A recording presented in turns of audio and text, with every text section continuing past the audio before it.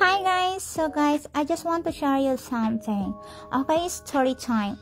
During my trip in Thailand, I have a problem to my camera. So guys, this is it 4K plus 48.0 megapixel Wi-Fi edition. I've been used this 2 years ago. So guys, it's happened every time I turn on like Wi-Fi here and my camera, all files will be transferred to my phone and then automatic ma-detect din niya sa phone mo. It's happened, hindi siya ma-detect dito sa phone ko. Sobra talaga akong nasad. I'm very upset because during my trip in Koh Phi Phi Island, every single view, I always take video because you know, it's really beautiful in Koh Phi Phi Island. Sobrang ganda and the best, you know what, it's look like paradise on earth. So it's happened, sobra talaga akong nasad at nalungkot. Syempre, yung excited talaga akong mag-upload ng mga video ko galing sa camera ko pero hindi ko ma-upload kasi nagka-problema dito, hindi ma-detect. Pero when I was in Pinas, nagamit ko siya. Pero nagtaka ako, bakit sa Thailand,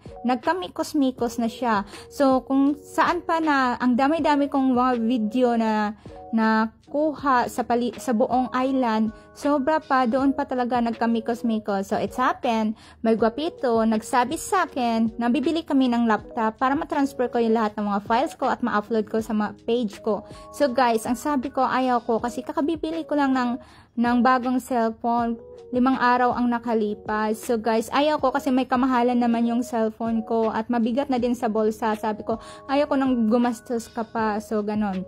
Medyo nasad din siya sa akin kasi sa totoo naman ayoko talaga yung gastos ng gastos kung hindi man lang masyado mong ginagamit kasi sa akin mas handy talaga igamitin yung cellphone ko dito, mas mabilis at higit sa lahat nakabili ako ng bago, so ang laki-laki, medyo may kamahalan talaga guys. So guys, it's happened, may gwapito, he's searching and the Googles kung ano talaga yung magagamit namin. So, kung mayroon bang option na magagamit na matransfer ko lahat ng mga files ko from camera to my phone.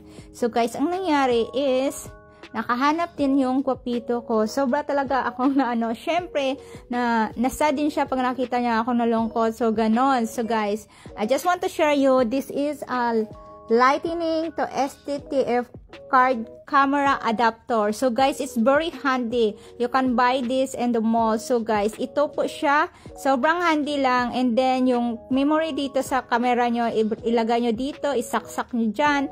And then you can plug into your phone and pumunta kayo dayon sa files nyo at doon lahat ng mga files nyo doon sa SD card nyo makukuha nyo at matransfer nyo sa phone mo at ma-upload nyo. And then nakikita nyo naman lahat ng mga videos ko, sobrang ganda, it's really beautiful kasi sobrang ganda talaga dito sa Koh Phi Phi Island, as in, ayan. Syempre yung vacation namin dapat 15 dias lang, ginawa ng 1 buwan ng gwapito ko kasi sobrang ganda. Sabi ko ayaw ko pang umuwi, yung gandon, sobrang ganda talaga doon sa Koh Phi Phi Island. I love Koh Phi Phi. So, yun po yung story na sobra talaga akong nasal. Syempre, excited tayo eh. Yung excited ka na ma-upload yung mga video. Sobrang ganda talaga guys. As in, I really like Koh Phi Phi Island. So guys, it's very handy. So, sa lahat na baka kayo din, magka-problema din kayo sa phone nyo, sa camera nyo. So, ito po yung sagot. Lightning to STTF card camera adapter.